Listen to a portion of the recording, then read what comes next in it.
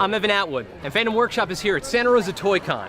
We've got Magic the Gathering competition, we've got Lego building contests, Chewbacca Roar competition, we've got model builders and toy enthusiasts of all shapes and sizes. There's even a cosplay competition, so I'm gonna start getting ready.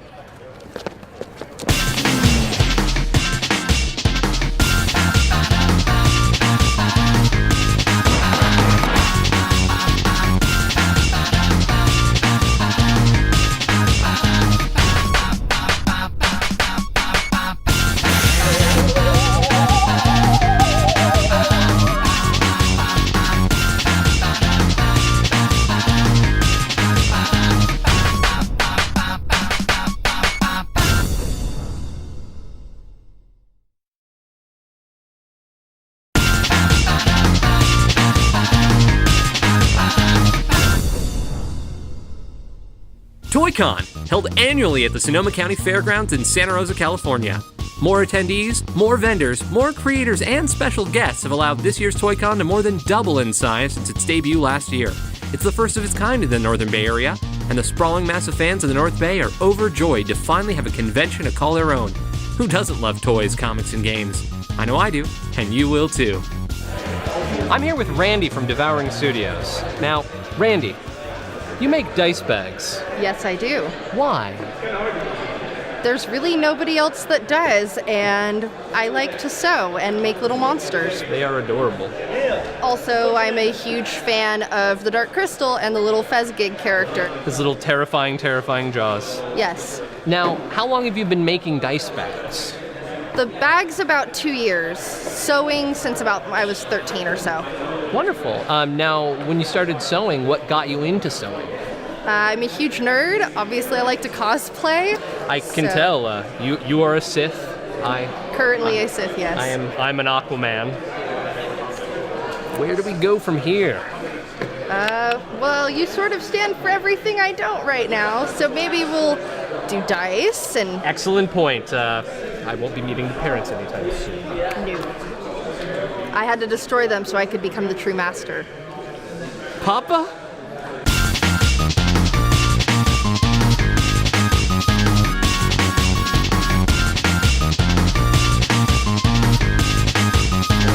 We're here with Chris James and R2 from Astromech. Hi, Chris. Tell us a little bit about what got you into making such a wonderful droid. So this is my R2-D2. It's a replica, obviously. About 10 years ago, I kind of happened on the internet a group of people that were making these things, you know, in their workshops at home, and so I decided I wanted to join it and try it, and 10 years later, here I am still. So how long did it take you to build your first R2? So this is my one and only one that I built, or that I finished. To make him look like this is about 2 years worth of work, on and off over a 2-year period. But it's, as I said, it's almost a 10-year project now, on and off. You keep on rebuilding and adding things, so you add more gizmos, doors open, and things pop out, and so you kind of one-upmanship trying to outdo people all the time, you know. That's fantastic. Yeah, especially with a community, you know, working with other people. Now, as far as what R2 is comprised of, how many pieces do you, I mean, percentage-wise, do you think that you made yourself versus getting assistance from other people?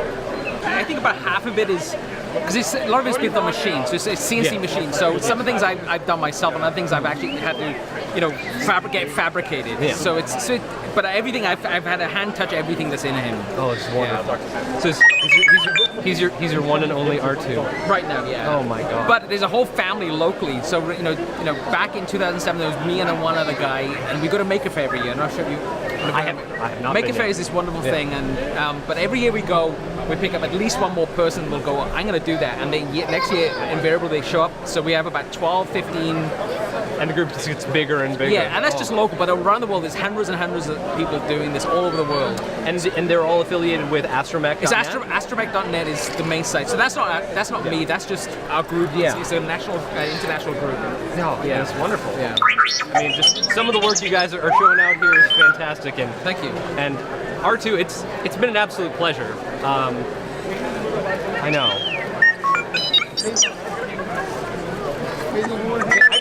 I really liked you in those movies. It's such an honor for me. Thank you. Anyway, we're here again with Chris James and an amazing R2. Thank you. Here at San Jose ToyCon. Your stream. I don't want my face burned off. Alright, I'm opening the trap now. Don't look directly into the trap. We're here with Jamie Melendres, member of the Bay Area Ghostbusters. Now, I'm dying to know, what does it take to bust ghosts? Well, I mean, first off, you need the tools of the trade. You gotta have your unlicensed nuclear accelerator, your proton pack. You gotta have your PKE meter, so you can find the ghost first off. Some ecto goggles just to make sure. Mostly the basic kits, tools of the trade. Can we get a shot of that? Of course. Please take a look at that. Because this is amazing work. Now, this is gorgeous work. Now, you and your friends make all of your own equipment, correct? Yes, sir. That's wonderful. And including this phenomenal ride. Now, this is the Ecto? Yes. Oh, man. Sorry, Ecto 1. That's Ecto 1. Now, it's an absolutely beautiful vehicle, and you guys have done an amazing job here. What got you into ghost busting? Essentially, just from my standpoint, I mean, just being a fan of the movies. Coming home every day from school when I was a kid, making my mom watch it 12 times a day. Reciting every line, just being in love with the movie. So just raised on the Ghostbusters. Yep, and then wanting to do it. I always tell my mom when I grow up I want to be a Ghostbuster. Now you guys go around to other conventions and things, bring the car with you. Now, how long have you been doing events like that? The group itself has been around for almost about 5 years. Myself, I'm kind of still new to the group. I've been just under a year.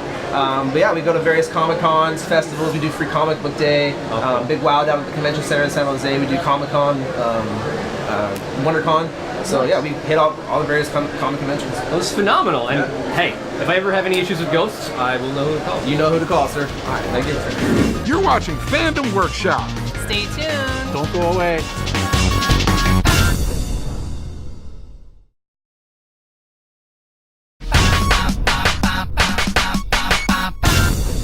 Have you ever wondered what Creepy Coffee Movie Time's all about? We wonder too! This is too big. Sadly, the answer is just a couple of boobs watching a movie. We're here with the host of Creepy Coffee Movie Time. Please tell us, what is that? It's about the worst show you could think of. It's a late night horror hosted show, me and No Name. I'm Balrock. We hang out with a bunch of our friends and guests, and we watch a usually terrible movie. And we have guests on. We have bands, stand-up comics, dancers, artists, pretty much anything that's going on. People with talent to make up for us who have no talent. Well, that's why we're happy to have you here to We're make up happy for to me. sabotage your show, buddy. And what is the worst movie you guys have ever shown? Way up there. Total Naked Massacre is a good drain call. all the joy, not only from you, but from the room around you, maybe from the house. For days afterwards, people who see you will have the life sucked out of you. So it creates such a gaping void of anguish in your soul. It's really not a movie to watch. That's a good call. The problem is it's a really realistic movie. It's really a downer. We've had some that have been hard to get through. But Naked Massacre is probably the most recent. That one was tough. It's hard to have a fun time when you're watching a downer movie. No. It'd be like having a birthday party and showing everyone Requiem for a Dream and just being like, come on everybody, it's a good time. And it's a bummer. No. There's nothing quite like a movie that makes you regret movies. Oh yeah. You can find out for yourself for only $20. Available for sale. And we hope that they do. All right, so little creepy, mortally terrifying. How come you? I've never actually seen this show. I think it's probably gonna be really creepy for viewers to see a living, breathing woman on television that is hanging around these guys. Because I mean that's pretty abnormal. I mean I'm paid to be here. I don't really remember their names. I don't. Scarlett also does a comic book recommendation and review segment with me, which is also out of the ordinary for the lady type folk. She's a strong feminine model for you ladies out there. That's what we like to see. We try to help. Now, people want to find out more. Where can they go? Well, we're all on Facebook. Scarlett, Weberly, me, Balrock. The show has a Facebook page. It's a little underwhelming. And you can actually watch old episodes online at coffeetv.com. CoffeeTV.com. We're on Coffee TV, which is cable 13, channel 20. Wonderful. Yeah, it's all right. Nothing better to do. It's fine. Okay. So late afternoon, maybe. Forward. Yeah, midnight. Oh, perfect. You know, you're up late, you're drinking, whatever. You're already ashamed. You ate all that pizza. You ate something bad. You're off. You're stuffed. Drinking. Little It'll distract you. Tipsy. Okay. That way you can Nice. just kind of fall asleep. And you wake up, you feel a little better about yourself. Fall asleep to the soothing Right. sounds of. Of half-naked women, which never hurts. That's fantastic. We try. Wonderful. Well, thank you guys so much Absolutely, for being buddy. on, and it's a pleasure to meet you all.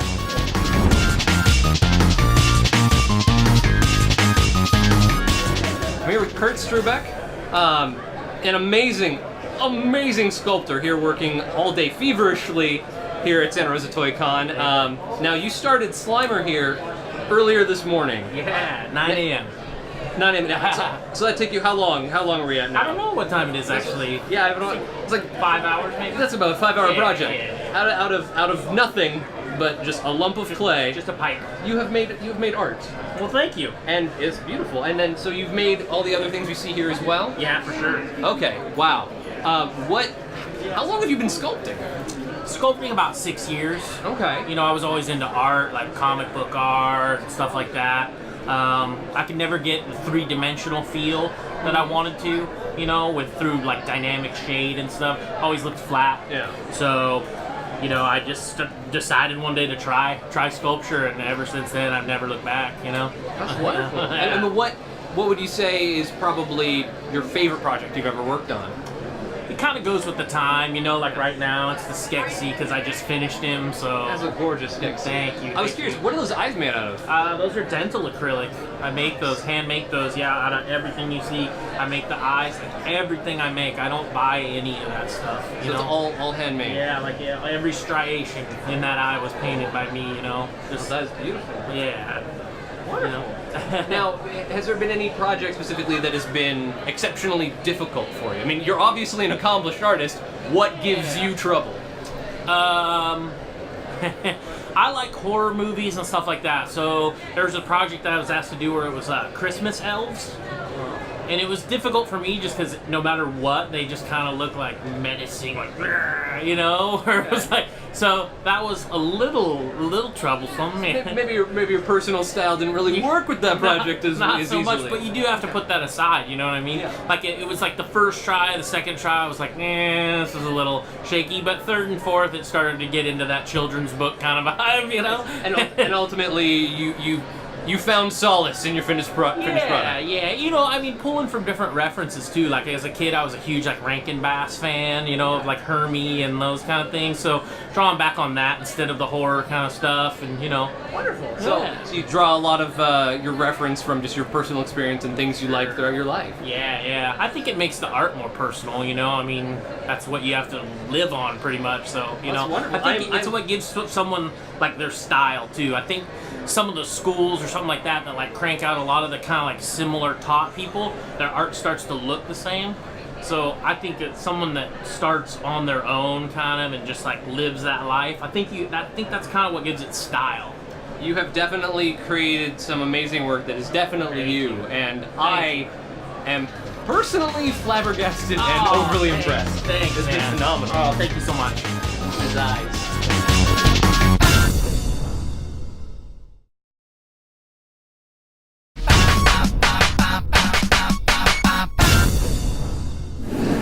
We're here with Greg Yu, inventor of Letter Jam. Greg, what prompted you to make a board game?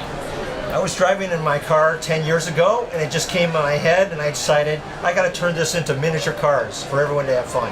I like it. Now, what is Letter Jam? Letter Jam is a whole kit, 4 decks, 2 timers, and a special learning board, which we call the Alpha Board Mat. And I get here 3 letters, fad, and you can make all kinds of words. You can be bad, too. Okay. But really, it's a whole set of games, starting from pre-K, but the granddaddy is freestyle. Okay. We use the backside here. So this one is one of the more popular versions of the game. Yes, this is Okay. for ages 12 and up. Oh, perfect. But 10 if you think you're a genius. I am at least older than 12. Okay, good. So I was in the middle of playing the senior a few minutes ago, and the simple object of this game is we rotate, giving cards back and forth, putting them down the front or back, and the goal is don't spell a whole word, spell just part of a word. Okay. And you want to get the other guy to get jammed and be forced to make a real word. So I lost to this girl because all I could think of with this HIV is just hive. So I was forced to make a word and I lost. Can you think of any word that has these 3 letters? But that doesn't complete a full word? Right, it's got to be longer. You don't want to end this word. I ended it with I-E and I lost. Can you think of anything? And it has to be spelled out like this. In this order. You have to use these 3 letters because you and I just played 2 letters back and forth. I'm red, you're blue. So it's your turn with red. You have to put a card in the front or back. I would put a C, not completing the word chive. Yeah, then you've jammed me. So, good move. Oh, I won! Yeah! I won! Beginner's luck. Oh, fantastic! All right. And so that would spell out a complete word and the game would be over. Yeah, that jam session is over. I lost. Okay. I just beat the inventor of letter jam. And so I sat, feverishly awaiting my chance to shine, to show off my costume, and hopefully to win. As I waited patiently with the other contestants, I was sure that when I was finally called up, I'd be exposed to my fair share of good-natured ribbing. Turns out I was right. Now we have Aquaman, who apparently his secret talent is telling jokes. Now introducing the king of Atlas, hashtag not useless, hashtag chicken of the sea, hashtag has fins. Yes, he has fins.